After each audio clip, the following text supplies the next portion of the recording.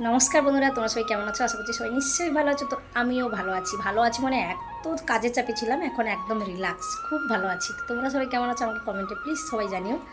যাই হোক, তোমাদের কাছে বলার ছিল যে গতকাল একটা শর্ট দিয়ে মানে ছোট ভিডিও দিয়েছিলাম, তোমরা কে দেখেছো কি না আমি জানি না। এবার থেকে বলেছি আমি ছোটোখাটো হলেও একটু আধটু দিয়ে তোমাদের সাথে আমার আপাতত কথা বলার, মানে আমি তো আবার একা হয়ে গেছি, তাই তোমাদের সাথে কথা তো বলতেই হবে।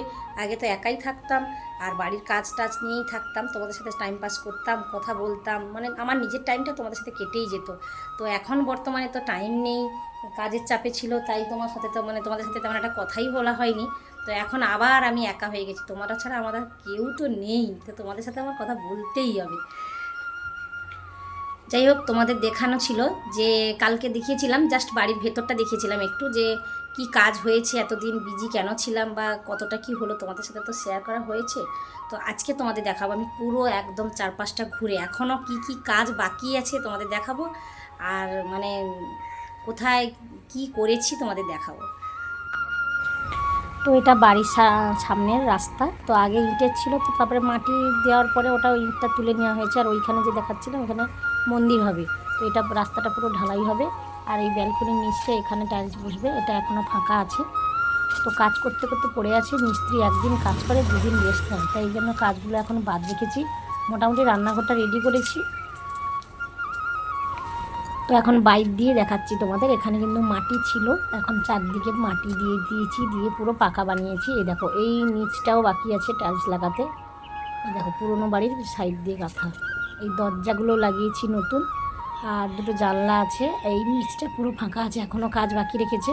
আর একটা এর পাশে একটা মাটির উনুন বানিয়েছি, 3টে অ্যাসবেস্টার দিয়ে ভালো করে মানে চট দিয়ে ঘেরা।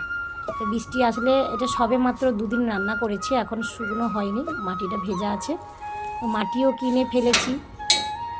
এবার এটা বাইক দিয়ে ঢুকবো রান্নাঘরের ভেতর। ওই পুরানো মানে আগের যে ঘর ছিল, ওই আগের ঘরের দরজা ওটা। এটাই ছোট্ট করে রান্নাঘর একটা বানিয়েছি। তো এখানে উনুন নেই, তো এখানে মানে গ্যাস আর এই খাওয়ার টেবিল, আর এখানে উনুনটা তো বাইরে দেখালাম। আর একটা জিনিস, এখনও কিন্তু পাইপ লাইনের কাজ হয়নি, তো সেটিং করে সিনটা বসানো হয়ে আছে, ও আসলে পাইপ লাইনের কাজটা হবে। আর এই খাবার টেবিলটা তো পুরনো ছিল, আর ফ্রিজের কভারটাও একটা নতুন এনে দিয়েছি। মোটামুটি একটা নতুন নতুন ভাব, নতুন ঘরে ঢুকেছি বলো, নতুন নতুন না রাখলে হয়। আর একটা, এটাই তো তোমাদের দেখানো হয়নি, এটা আমার বর পুরী গেছিলো, ওখানে কিনে দিয়েছে আমাকে। যাই হোক, এবারে ভেতরটাই দেখাই।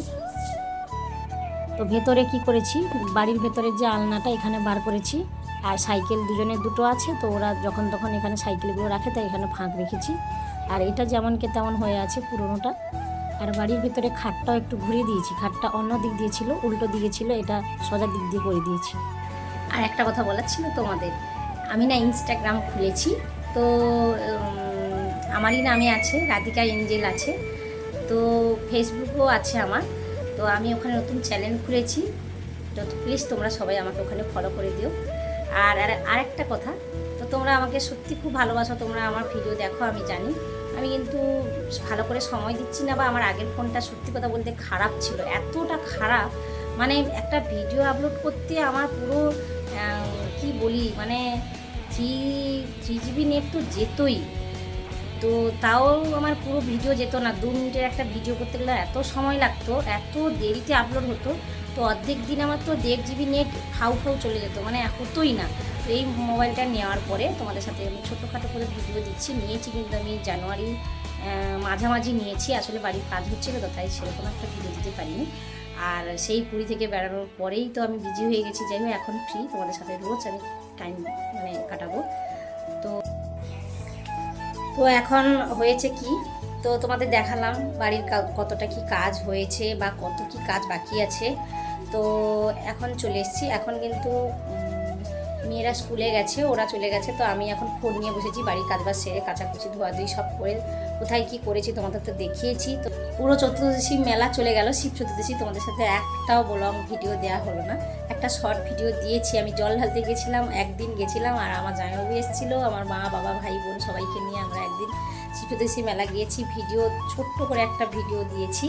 তো সেরকম একটা ভিডিও দেওয়া হয়নি, খুব খুব মজাতে কেটেছে পুজোটা। তারপরে বাড়ির কাজ ছিল একদম, মানে টেনশান, আর কাজে এত টেনশান ছিল, তো অনেকটা সেফটি হয়েছি, আগের থেকে রোগা হয়ে গেছি, এত পরিমাণ খেটেছি। তোমরা সবাই আমার ভিডিও দেখো আর সবাই সাবস্ক্রাইব করো আর লাইক কমেন্ট অবশ্যই করবে। আমি কেমন ভিডিও বানাচ্ছি তোমরা না কমেন্ট করলে আমি জানবো কী করে আমার ভিডিও ভালো হচ্ছে কি খারাপ হচ্ছে জানি না। যাই হোক, তোমরা সবাই ভালো থেকো, টাটা, দেখা হবে পরের ভিডিওতে।